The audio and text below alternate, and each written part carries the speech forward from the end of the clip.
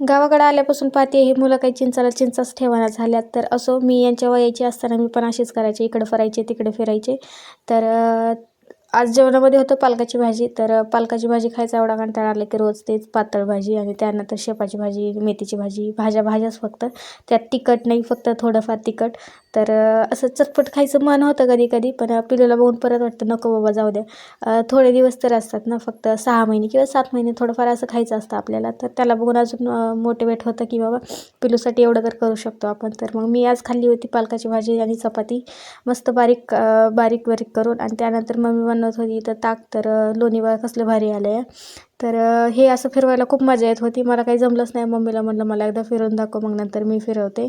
तर मम्मी असं करून दाखवत होती मला. तिचं बघून मी पण केलेलं. तर आजच्या रात्रीचा बेत होता की बटाटा वडे. तर चला मग मस्त खाऊयात बटाटा वडे. बाय.